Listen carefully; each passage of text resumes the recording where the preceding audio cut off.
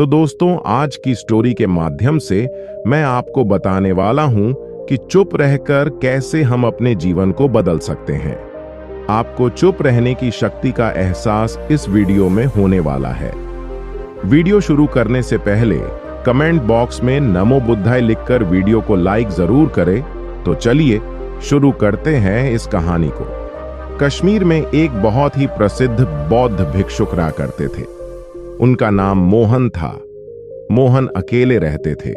दुनिया के शोर शराबे से दूर जंगल में वो रहते थे और वह बड़े ही ध्यानी और प्रभु भक्त व्यक्ति थे।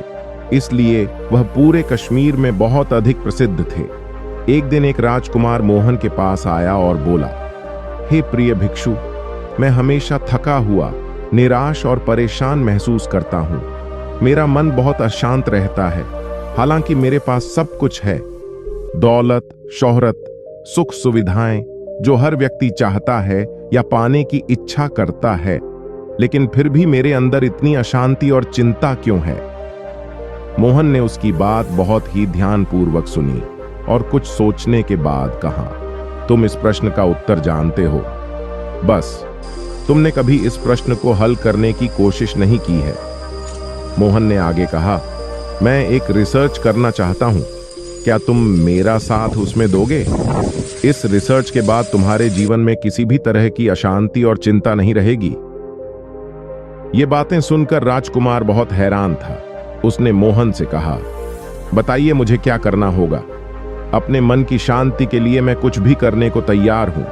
राजकुमार की इन्हीं बातों को सुनकर भिक्षु ने कहा, तो फिर आप अगले 15 दिन के लिए मेरे आश्रम में रहोगे और एक सामान्य व्यक्ति की तरह अपना जीवन व्यतीत करोगे, और इन 15 दिनों में तुम अकेले और चुपचाप रहोगे, जितना हो सके कम बोलोगे।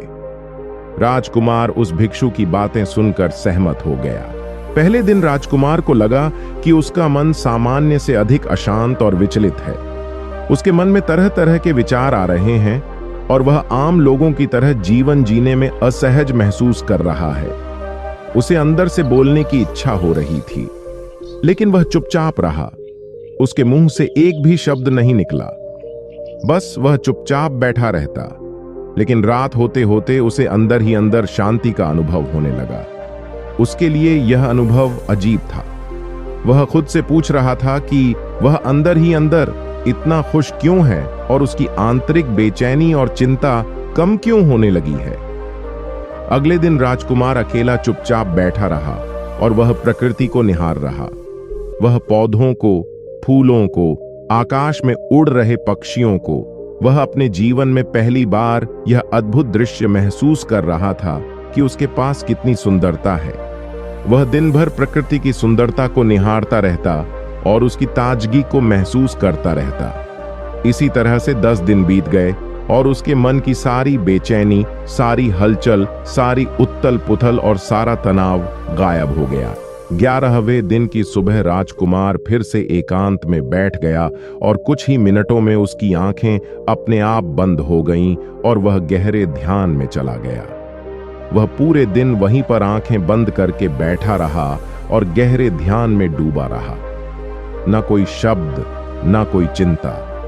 राजकुमार भीतर से असीम शांति और आनंद से भर गया। राजकुमार अपने बाकी के 4 दिन इसी तरह गहरे ध्यान में व्यतीत करने के बाद 15 दिन बाद मोहन के सामने प्रस्तुत हुआ और मोहन को प्रणाम करके बोला, प्रिय भिक्षु,